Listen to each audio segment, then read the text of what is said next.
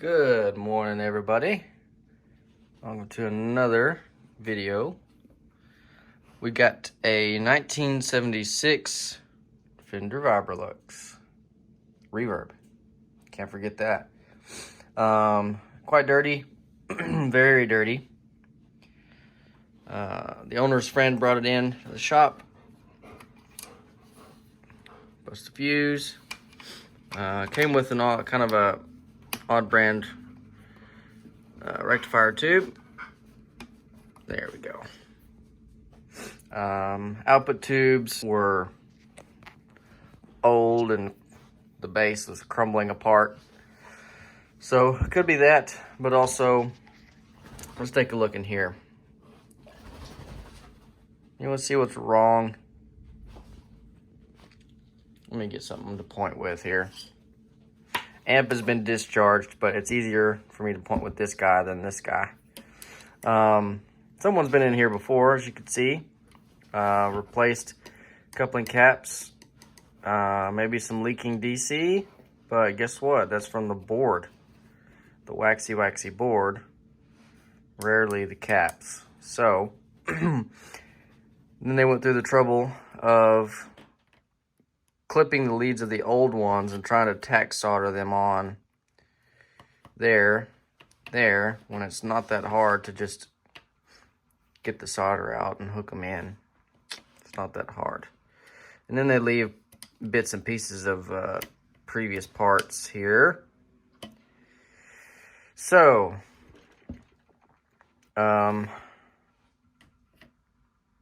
an unused eyelet there, unused eyelet there, unused it. Maybe this is maybe that's normal. I gotta look into it. But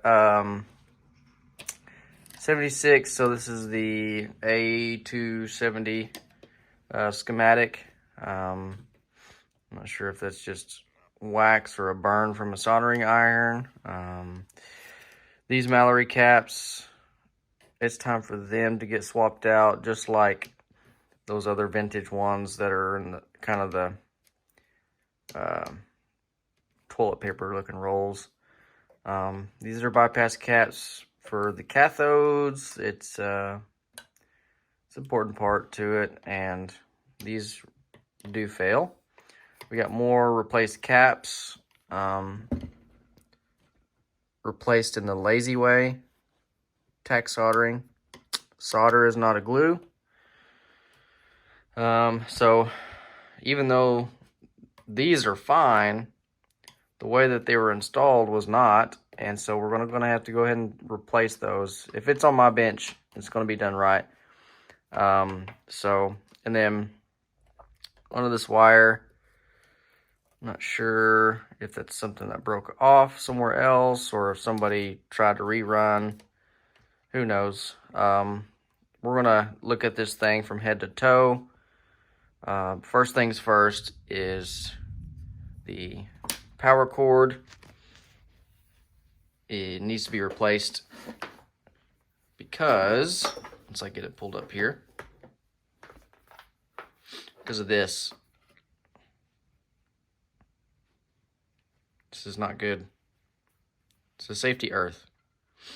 I don't know if people bend it or break it from accident or an attempt to lower noise or eliminate ground hums, but a ground hum is the least of your worries whenever you're getting 120 volts through your body. So we're gonna fix that. Since I'm in here, I've talked with the owner. He wants this thing to be up and running good. It's got some sentimental value. And I mean, it's a 76 Vibrolux. It's going to be a good amp. We're going to replace this resistor with a trim pot so that you have the balance and the bias adjustable. So you can kind of use unmatched tubes. I think I have some unmatched RCAs that would be a good candidate for this, having the balance pot there. But new power cord, we're going to wire it in correctly. We're going to make this here probably no longer the circuit. It's like an auxiliary plug-in. We're going to eliminate the ground switch if it hasn't been eliminated already, and it has not. We have the death cap hiding in here like a little black widow right there. That's going to get removed. If it's a useful value, what do we got here? 0.047.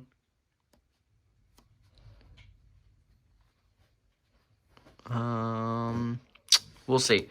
It may get repurposed, but I think what we're going to do is power cord, kind of change out these carbon comps on these sockets here. The DogHaus we'll take a look at. Needs new caps. Make sure the power is up to code. Bias pot, probably redo the bias board. Once we get to there, I'm gonna go ahead and pull these up. I'm gonna clean the board from the wax, get rid of any DC on the board as best I can initially. And then these resistors are pretty close. They're right about their 10% tolerance kind of variant. So I'm gonna leave them in for now. Once we get it up and running, if they're noisy, or if if they keep rising with temperature or whatnot, we may just replace them as needed. The 70s aren't as following that a lot of the other 60s and 50s amps does, where people think that you should just leave everything as is, kind of holding on to that vintage mojo. That's not such a case with a 76 Vibrolux. It's really not going to devalue it any. I think with the way that these were installed and that it's blowing fuses, you know, I think it's been devalued as much as it's going to be. So we're actually going to be improving anything in this amp by the work that I'm going to do. So sorry for the long chat. This is just going to be a start. We'll keep you updated in the process. It's a nice rainy day, and dogs are just chilling out. It's a good day to get some work done. All right, peace out, guys.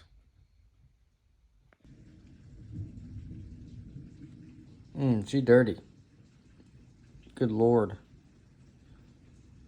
Wax and everything that the wax catches in the air.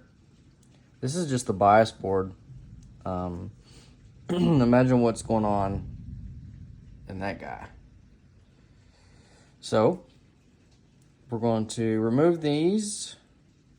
1K, we're going to replace that in a new diode. I found more tack soldering. That white wire there was just laid on and glued on with solder, and it's just, when you do that, you're really just spinning the wheel and hoping that it will work. And it's not that hard to do this. Just do it right. So let me show you what it's going to look like when I'm done. Here we are with a freshly cleaned board.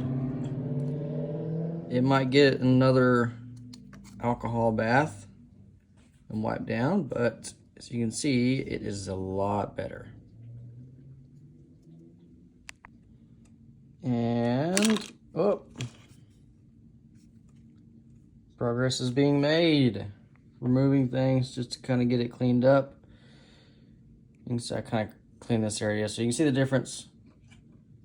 Dirty, nasty, and then cleaner. So it's going to look a lot better in probably about 30 minutes. All right, let's see if I can do it right and film at the same time. And if I can, why couldn't the first person in this amp repairing it do it right?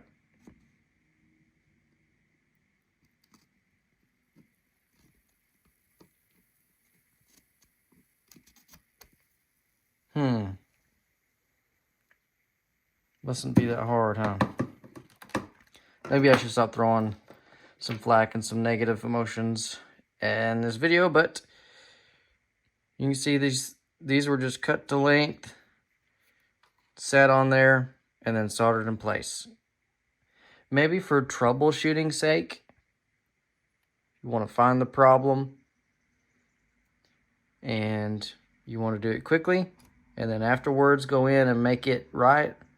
You know, that's a better idea, but only props I can give is that 600 volt caps were used rather than 400 or any other underrated. But you can see how dirty, well, most of it's wax, but that wax is to prevent moisture. But guess what? It collects dirt now instead of moisture. We traded one problem for another. So we're going to lift up some components, get the legs of the original caps out. We're going to clean up the board, get that wax off, rinse it with alcohol, get it done right, and then it'll play right. It'll work after that. Just got to do it right. All right. Updates coming. Hey, what's up, everybody? Bryson from BC Electronic here. I've got this 76 Vibrolux on the bench. I've been working on it a couple hours here and there. Still kind of in the midst of the project. So let me turn this around and kind of give you a little mid-session update to what's going on. Let's see if I can turn it around. You could see, anyways, that I have already installed one to preemptively de-tick the tremolo. It's not necessarily on all tremolos, but I'm in here before this area gets super cluttered. I went ahead and added it and replaced this coupling cap, cleaned the board and all that stuff before I put these back in. But I'd rather do it now. It's not gonna make anything worse. You could just say it's either unnecessary. So I figured I would just go ahead and pop it in, de-tick the tremolo in case it was, because I mean, with all these super long and kind of organized wiring, it's bound to be kind of noisy and have some issues. So that's kind of a preemptive thing. So yeah, we've got a lot to do, but a lot has already been done. Bias board, if you want to see real quick. Fusible 100 ohm resistors for the heaters, new 1K, new rectifier or negative bias diode, new MOD. It's going to come through here and bias the output tubes. This is a mixture of the AA270 and the single A1270. They call these a Vibrolux because it's kind of a mixture of a deluxe and a Vibro. So mainly the A127 kind of phase inverter kind of configuration, and then most of the other stuff you could say is the AA270. So be a unique sounding amp. We'll get some good demos when this is all said and done, but I think I'm probably about 70% done with the amp. I've got to rewire the going to the reservoir cap to the standby, replace these caps, the tube sockets, and the rest of the cathode bypass caps, and this coupling cap, and then the DogHaus, the capacitors in the DogHaus. After that, I could probably power it up once I get the new power cord, and we can go from there. But I think it'll be in at least really decent shape after all this other initial stuff I've done. You can tell places that I haven't cleaned yet. If I take a kind of a screwdriver, flathead, and just kind of lightly scrape, this stuff comes up. Not doing it to damage the board, but you know, places you've got to get the wax up somehow through heat, alcohol, and some elbow grease. And that's kind of what I've been doing. Each area that I'm moving to, cleaning it before I repopulate the parts, and that's the detail that goes into these kind of repairs. It's going to be a really nice amp when once all said and done. So that is the 7th inning recap.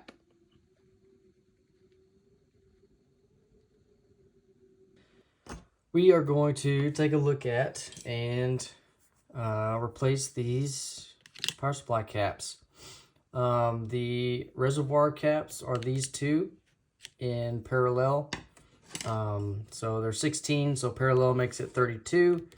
This is the right off the rectifier tube, and the red wire here is what was coming off the standby switch, and it still is, but we are changing it a little bit so that this is before the standby, not after the standby, and then everything else.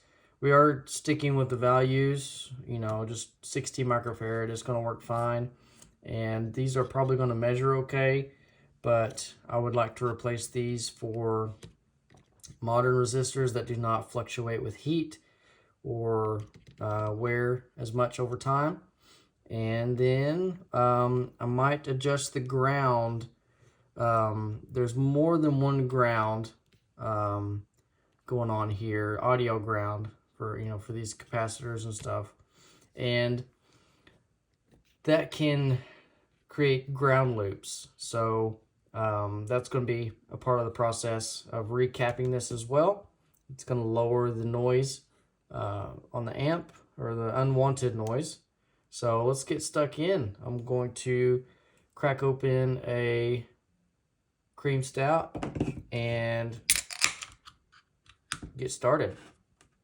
A lot of this is probably going to be fast forwarded so that you don't get bored to death.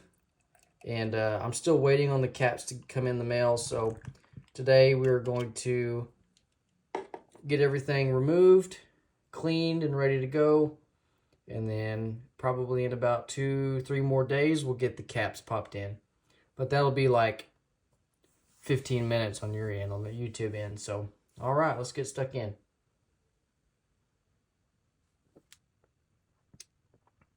That's what I'm talking about. Cheers, everybody. I might talk here and there. Hopefully my phone doesn't go dead or shut off on me in the middle of this. But let's get started. A little snippety snip.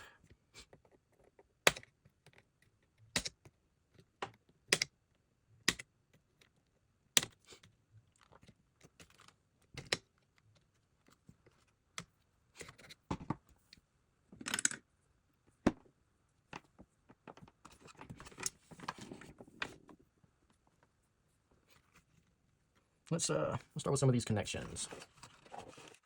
I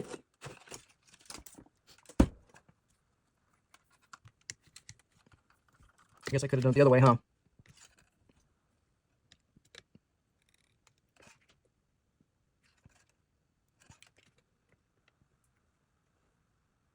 Adding new solder so we can hopefully wake up this old solder.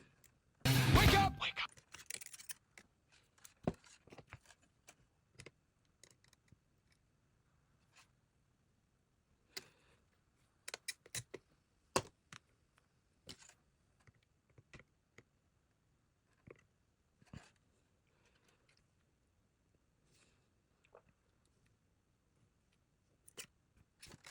Just enough to get it to release.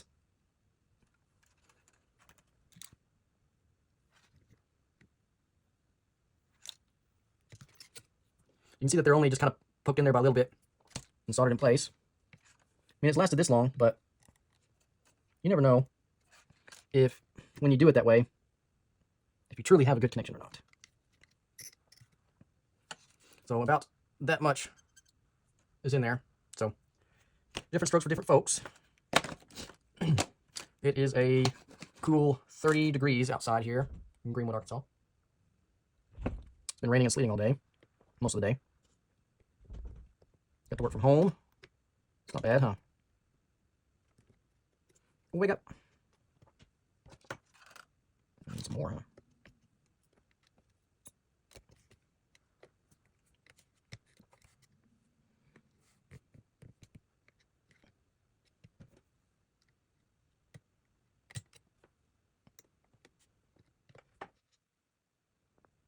I use a little pick instead of pliers because when you start squeezing on the, if you use pliers like this and try to pull when you're heating up these eyelets, that heat is going to make the kind of casing here soft and you're just going to dent it all up. Looks kind of dodgy.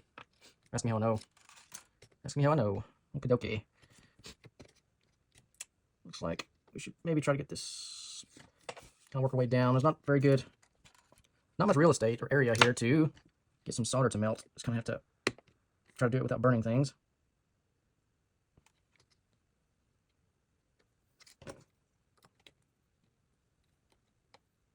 Just about there. Come on now.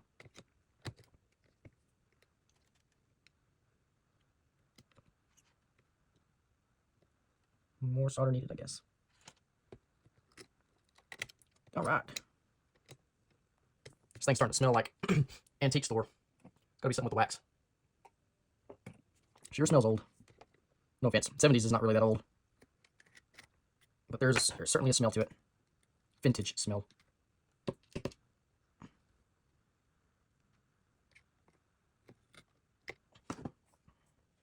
Next.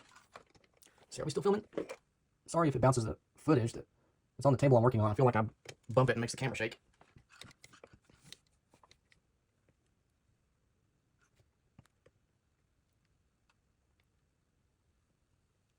Using a little bit of solder as well to try to disperse the heat over the eyelet.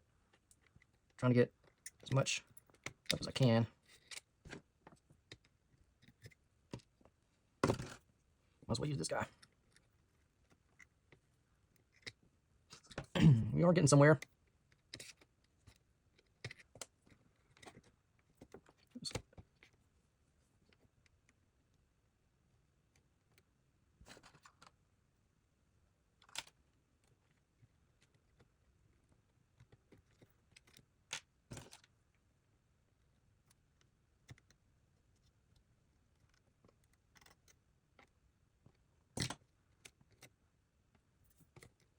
Snagged it. Like a pick six. Usually I'm playing some music, watching YouTube or some form of entertainment. Don't really want to get a copyright strike, so left with the silence. My thoughts. Quite a lot going on in the world.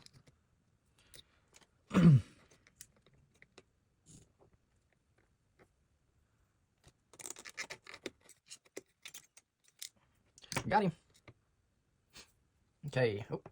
Let's get this guy pulled up.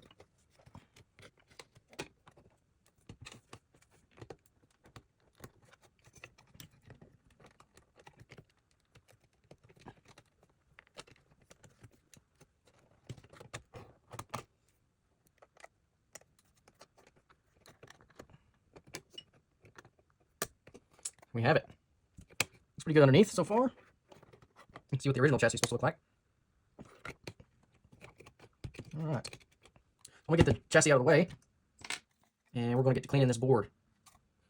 It's a little dirty. A little dirty. And we're back. About 2-3 minutes later. Chassis out of the way. Got my soldering iron moved a little closer to me than what I usually have it. But let's see what these are measuring at, just to see. Looks like we've got a 20 or 2.2K and a 10K. Let's get the meter out. See that? Need to move everything up a little bit, don't I? Well, shit.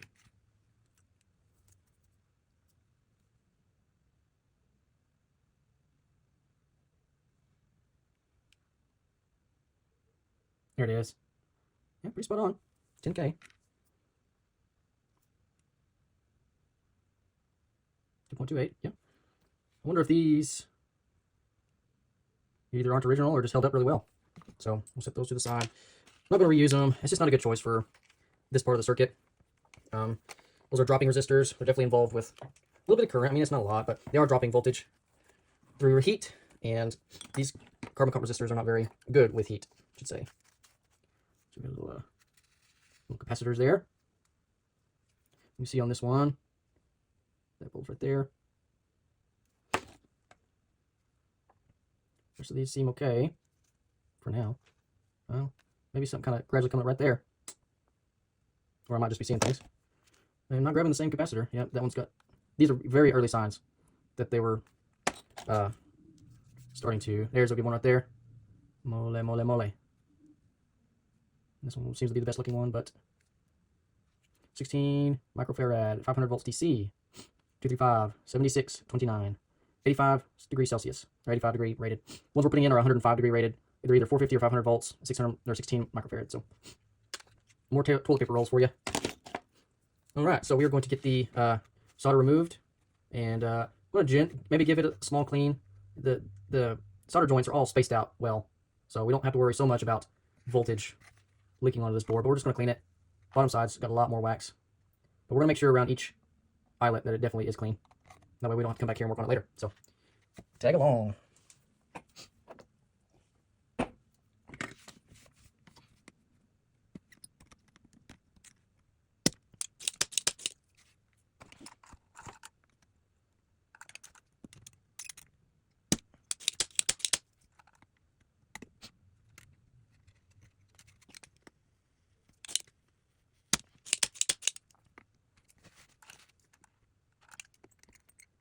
Oh shit. What's the problem? Let's try it again.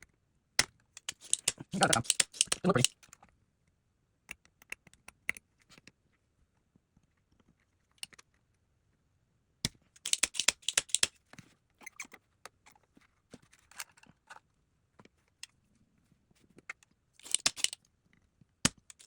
And there's a bunch of them.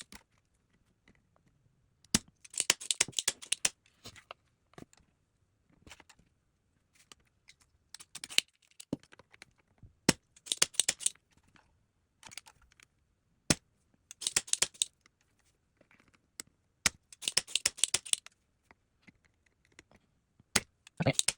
Come on now. Let's go.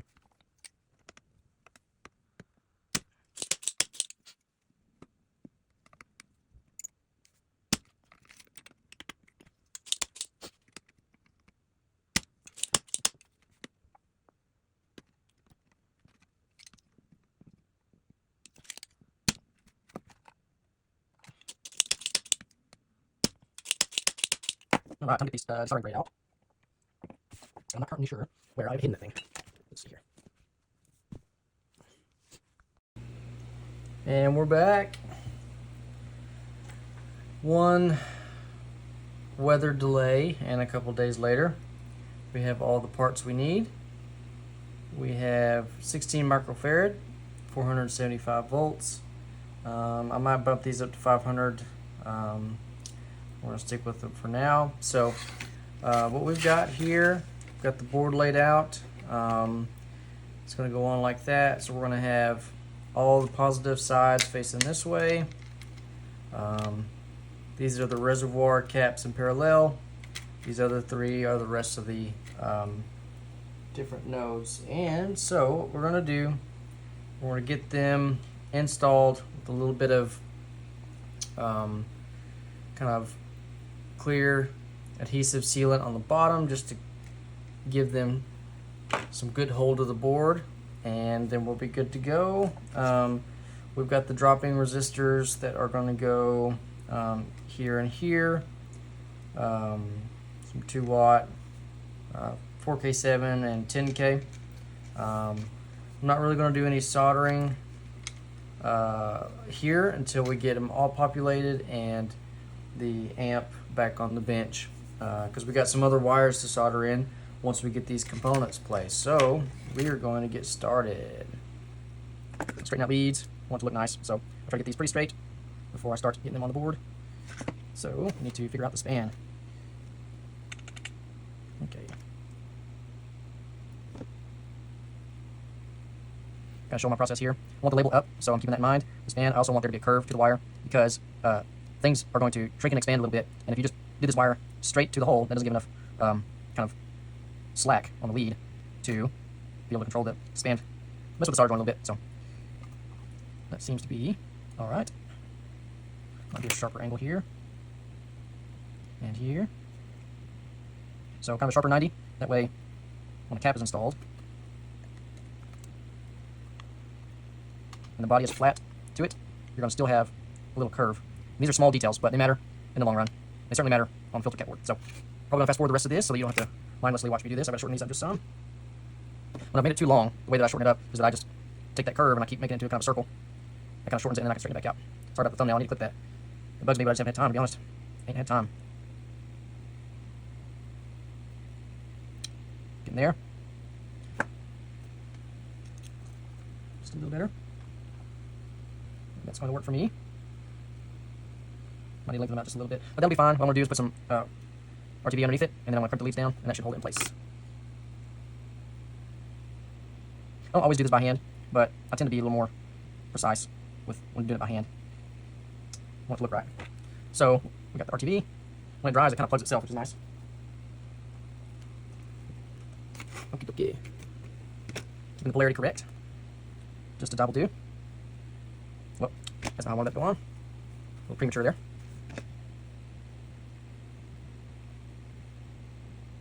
That's really all it will probably take. Just enough to hold. You don't have to go full Slimer on it like some manufacturers do. Polarity's correct.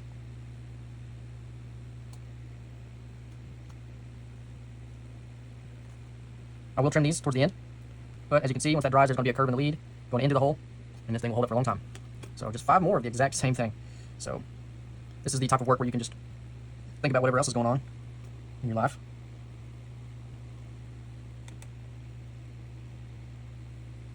And once I get like one down, I can move pretty fast to the rest of them.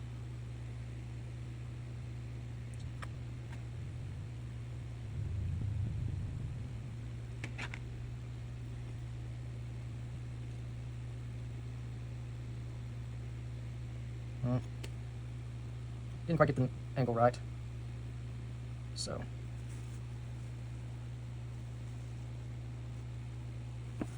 we'll do that again. I want it so that they do look facing the same. It's more of an aesthetic thing than anything. The cap's gonna work whether you get the label upside down or not. Whatever you do, get the polarity right. After that, you're good to go.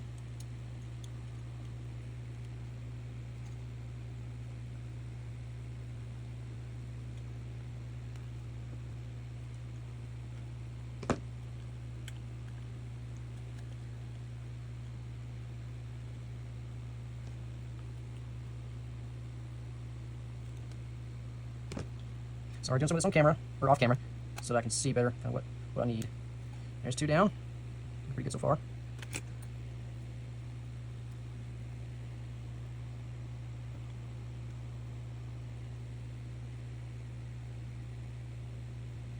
Looks pretty close. Oh, bent the wrong way. You don't want to have to rebend them a whole lot. These solid core wires, these leads. But you can, if you do it gently. It's a little better. A little different doing it on camera versus when you get to concentrate and do it in less of a hurry.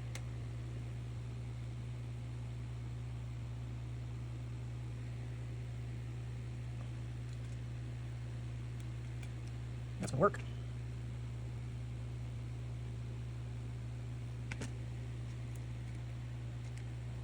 Come on now. Let's put up a fight. A little short on the lead lengths. Yeah. Just straighten them out a little bit.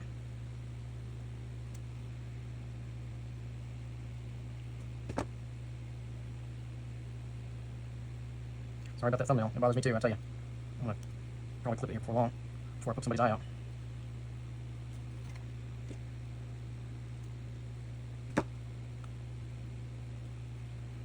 You can make adjustments as you go. Nothing wrong with that.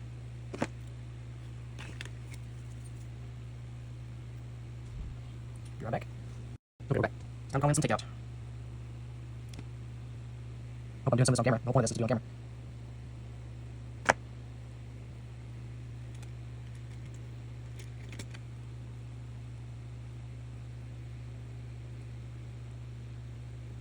So I've got to be mindful of the polarity. Clarity in the polarity. Just a little shorter. I'm going to make the side shorter. Doesn't take much. And so good.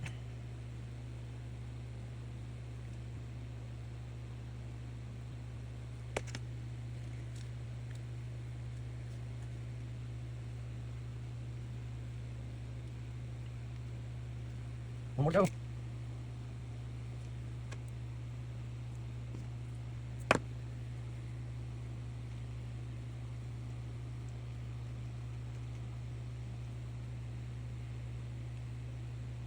Bingo, perfect.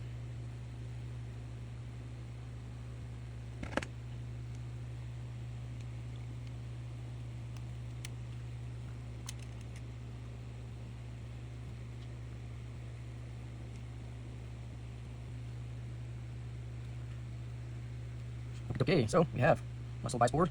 They look nice. You know, there's a little variation in that, but it's alright. They all have roughly the same concept going on there. They're all hooked, mechanical support, that's going to get trimmed and stuff. And then so, we just need to finish off with the resistors. So we have 4K7 here. We'll put them where you're reading the colors left to right.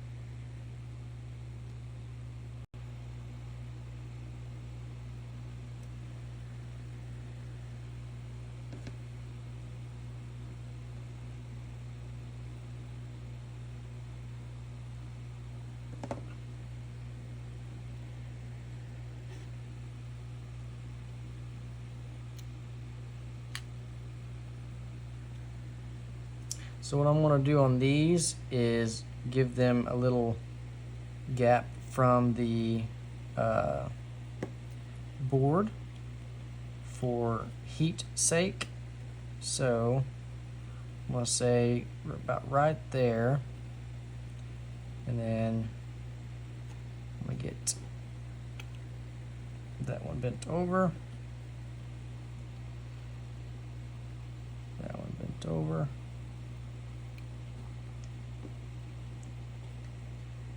And that will at least give it some airflow, because it will be dropping voltage. There will be current going through it, and it drops the voltage by converting the voltage to heat. So that's going to be good. It's going to sit down against the board until I actually put it upside down and solder it. Well, actually I probably won't get to do that. I'll just have to, you know, hold it up as I solder it so it stays good. And one more here.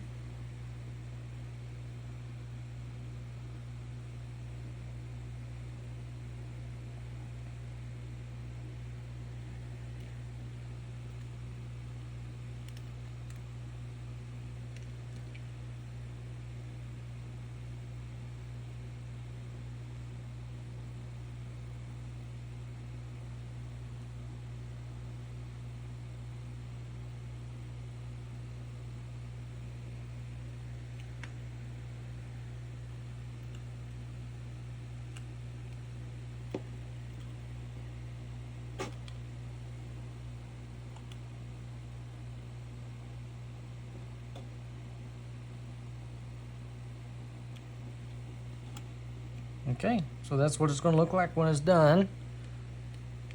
And there'll be some more wires coming here and through that and over here. But yeah, I could probably try to tack solder some of these in place, but let's go ahead and get it trimmed a little bit.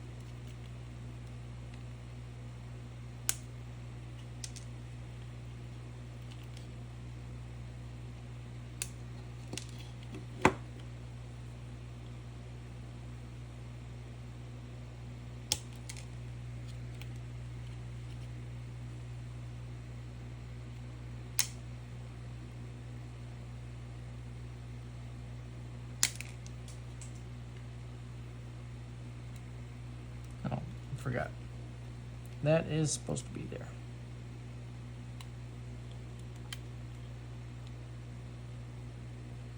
So one thing to mention, the way that the A270 amp, the Vibrolux, is wired, there were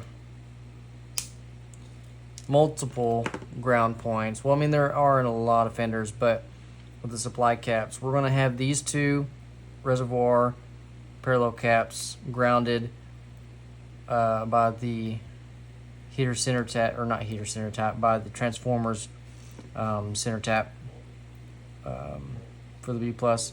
And then these three are all going to be ground going to here, and we're going to have one wire for one ground that's going to go up towards the preamp, and it's going to be part of the preamp ground. So if we need to, we can separate, but typically we want to have the grounds go through a sequential kind of connection and ground it up by the input jack, so that keeps the amp from being noisy. Now there's sometimes you have to deviate from that. It just really depends on the circuit, the layout, the leads, and all that kind of stuff. So we're going to do just a little tack soldering. Probably not the best tip for this, but let me get set up here. And there we have it. We have the DogHaus wired. We got the rectifier, these two parallel. And then we have the screen, other plates. This is the B node, and then this is the kind of the C node, and then this is the D node. So it's a little different than how it's wired, but we're going to try that, see how that works. As far as the noise floor, we've got the one ground here, and then we'll go from there. So yeah, looks good. And voila, we have a 1967 Fender Vibrolux that I repeat every time I start a video, but it helps me remember what's what. I've got 1, 2, 3, about 6 amps active on the bench. So anyways, we have the power cord grounded, fuse and switch. The ground switch is inactive, so is this power outlet's inactive. We have some fusible 100 ohm balance resistors, so no heater center tap. We have the HT center tap here for the power supply and the reservoir capacitor grounds. We have an adjustable bias as well as a bias balance. New bias board, cleaned. The 3K3 resistor is good, 100K resistor is good. All the resistors left in the amp are good within their 10% tolerance. We'll see if they're noisy once we get it playing, and then, you know, if we can live with some noise for a while, it'll probably be all right. Owner's budget in mind and stuff like that. But new bypass caps. There we had new coupling capacitors where the orange drops were poorly installed. Goes into the eyelet well. And as you can see, I gave them the old Fender dome. Kind of an aesthetic thing more than anything. One thing to note is the phase inverter is kind of like the deluxe part of this, the A1270. And we've got kind of a capacitor value change here. I needed to replace it anyways, but I replaced it with a different value because this is not the typical AB763 long tail pair values, slightly off, and